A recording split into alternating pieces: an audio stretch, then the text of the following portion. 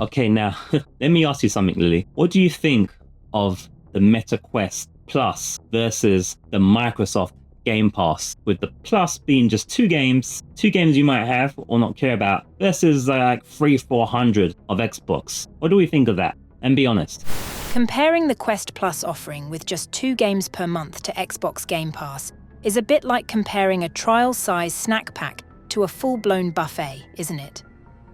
Xbox Game Pass has been like a gaming treasure trove, offering a smorgasbord of titles across genres for a monthly fee, whereas the original Quest Plus seemed more like a tiny appetizer. Yeah, Lily's been a little bit more diplomatic than I would be, or maybe she's being quite blunt, but let's just say you're probably like me with the old version of the Meta Quest Plus service. Kind of garbage. Two games you don't want, or 2 games you already have. Who cares, right? Well, now we're going to discuss the new and improved Meta Quest Plus, what I like to call Meta Quest Pass. So this story was originally brought onto our attention by mixed-news.com. Shout out to them. Basically, it's an actual Game Pass. Well, it's almost. I don't want to get you guys too excited because it's not exactly quite as amazing as all of that. Let me just kind of dim this light here in case you're watching here. So, you know, it's better. It's definitely better. Let me give you kind of the overview and the most important parts of it here. So it's a subscription service like Game Pass, essentially. What you used to have before was just 2 games each month. And as long as you were subscribed, you could access those games. If you unsubscribed, you could access those games. That's, I believe, still. No, let me say that again. If you unsubscribed, you could access those games once you subscribed again. But as long only while you're subscribed can you use those games. So it's the same way as Xbox or PlayStation in that way. But it was only 2 games, and you know, the 2 games doesn't give you a lot of chance of caring about the 2 games they put in there. So what they've now added to the system is essentially a rotation of games. I think it's like 11 games, something like that, but we'll get into that in a moment. Let's just look here. So it's £8 a month or £60 a year, which is roughly, doing quick translation, probably $10 a month or $60 to $65 a year, roughly. So it's got a revolving catalog of games, as it says here. After they've been redeemed, they'll be yours for as long as you are a subscriber. Let's zoom in here a little bit. That's fine. So you have flexibility, so you can cancel your subscription at any time. You can resubscribe and redeem your monthly titles you've been waiting for and ready to play. Did I read that right? Your redeemed monthly titles will be waiting for you and ready to play. So let's get that phrased right. But you can cancel your subscription at any time, and if you want to play the games again, then you subscribe again, and then you're good to go. But you have to claim the games, obviously, while you're subscribed. So you have to be subscribed to claim the games in the first place. And in this case, you're claiming 2 games.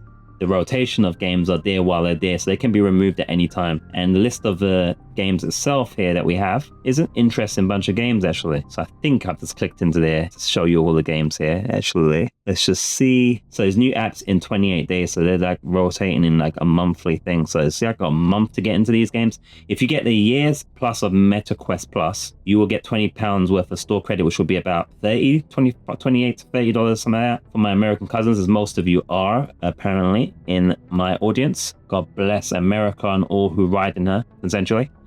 So you have in the catalog at the moment, you have Walkabout Mini Golf. I think this is quite rated as well. Onward, The Climb. I want to try this one. I don't know if I've got the vertigo for it or not. It's a climbing mountain game. Yeah, it's an Oculus, I suppose now Meta original. There's Until You Fall. Let me know if these are good games or not, because some of these I haven't played yet. I have Jurassic World Aftermath Collection on the PlayStation VR 2, but we could compare if we test the service out and do a video on it for you guys. I could compare the 2. Typically, you're getting achievements on the PlayStation and you don't have achievements on the Quest, at least for the most part. That's something I should have added to the Versus. I quite like achievements. That's kind of a plus for the PlayStation. Fruit Ninja, Sports Scramble. I think these are kind of like mini kind of game things. Hand Physics Lab, A Township Tale. Looks like a tale of 2 brothers almost in VR maybe. Demeo is like a board game type thing, come real life thing. It has mixed reality thrown in there as well, so that'd be pretty cool if you're into that kind of thing as well, kind of like Dungeons and Dragons but with mixed reality with stuff on your head while you sweat. That's pretty cool. Red Matter is meant to be very rated as well. Red Matter 2 is meant to be even better, so that's a good deal as well. Aspire 1 VR Operative. I just want to look in this one actually. Wasn't this the one that was like, did I add this to a wish list? I guess I didn't. I was thinking of a different game maybe. Be careful with the sound. I think it's muted. That's cool. Is this the stealth one?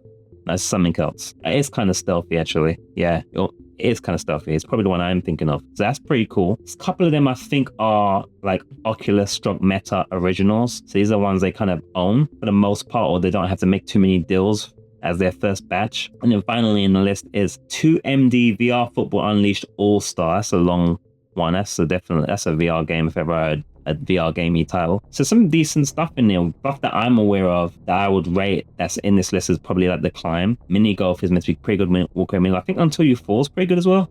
Jurassic World Aftermath Collection is meant to be good. Demeo, Red Matter, Aspire, I think. So this is a good list of games if you haven't got them already, you haven't played them. Certainly wouldn't be bad at a $10 or less value to be able to play these games, as long as you can potentially complete them in a month, because it's appearing like they're going to be rotated out and you got like 28 days essentially to get them knocked out. So that's kind of a thing to think about and take into account. They don't give you as potentially much time if it works like that. They're not giving you as much time as you would normally get with your normal Game Passy type things. So I will close that window and we'll just kind of look back here and see if there's any other things that I've highlighted for you guys to think about and for us to kind of look at and so forth. One of the things I remember is that if you haven't used it before, like myself, then you do have an option at the moment to have a 3 months Meta Quest Plus. I also believe that if you are buying the console for the first time, use our Amazon link. Just click any of the Amazon links in there. You can buy socks, biscuits, toiletries, things that you do in the bedroom. I won't know it's you. It's all anonymous. As long as you use the link within 24 hours of clicking, you'll be up in the channel for free. It's great, especially if you're getting the Quest free.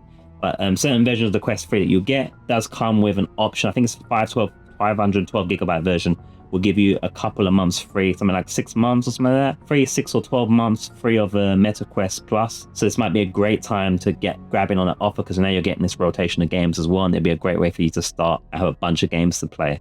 So this is a lot better than the original system. What do you guys think? Do you guys think this is a better system? Like me and Lily, I think this is a better system. I think that if they can add even more games, it could be really even more competitive. There is another competitor that's doing this already that I want to try out for you guys as well and do video on. I forget what the name of it is. I think it's Infinity something or other. They have a subscription service type thing as well that does work with the Quest or any PC VR thing. So that would be interesting to check out and to do comparison. But what do you think of this stuff? Do you guys like these subscription services? Do you like kind of not owning games and being encouraged to just kind of play things on a rental basis like this? Does it bring you back to the days of Blockbuster and old style Netflix, where they used to send things through the letterbox almost, so you just kind of borrowed them, you don't own them? Do you like not owning your games? Do you like these services? Do you buy games after playing them through these services that allow you to access them temporarily?